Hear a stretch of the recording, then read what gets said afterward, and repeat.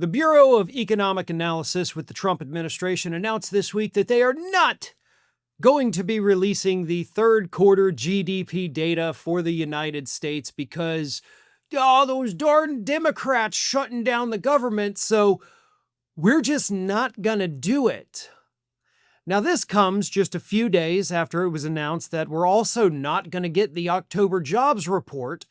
And of course, we are not going to get the recent consumer spending reports.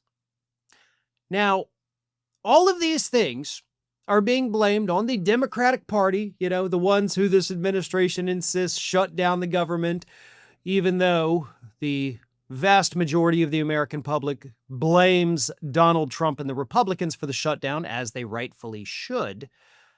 But this administration is saying we don't get any of these economic reports because of the Democrats.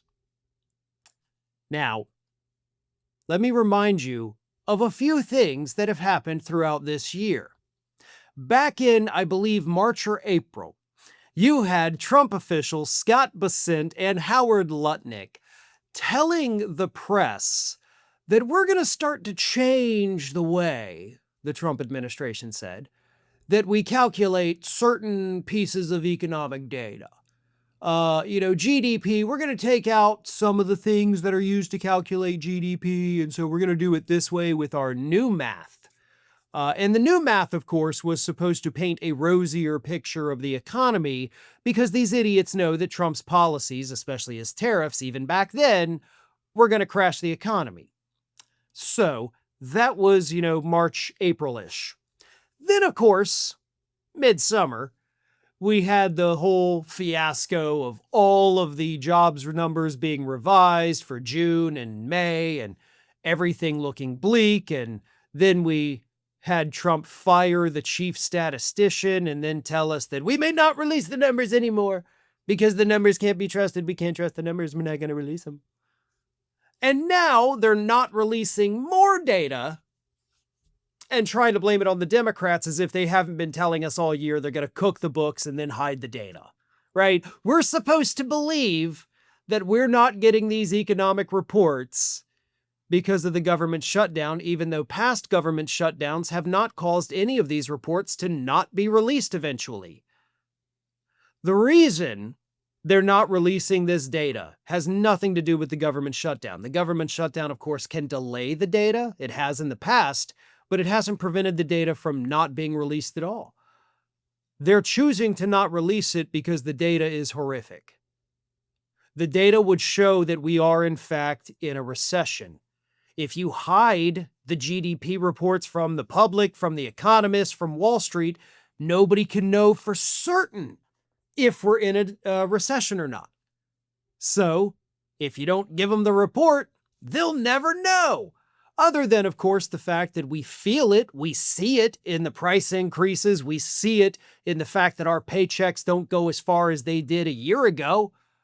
So we can feel the recession, we can see the recession, we just can't know that we're in a recession. That is what this administration is attempting to do to us by hiding all of this data. And it gets worse. Hiding this data, the jobs reports, the GDP reports, the consumer spending reports, all of that prevents businesses from being able to plan. They don't know, do we need to increase production of these things? Do we need to decrease production of these things? Do we need to expand our business? Do we need to hire people? Do we need to fire people? What's going on with the economy? They rely on these economic reports from Washington, D.C. And now they don't get them. So now the businesses, by the way, that overwhelmingly support Republicans, you guys are flying blind. You guys are screwed now, unable to make intelligent decisions based on the data because this administration tells you we're not going to give it to you. Honestly, not that we could trust it even if they did give it to us, but they're hiding it because of how bad it is.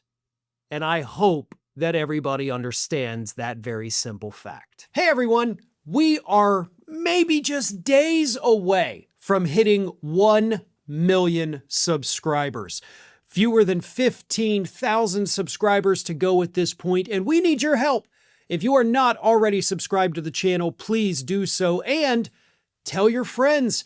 If you have progressive-minded individuals in your life that are not subscribed to Fair and Balanced, please send them a link, send them a video, let them see what it's all about, and encourage them to subscribe. We are hoping to hit that 1 million mark before the end of this year, but I think we can do it even quicker than that.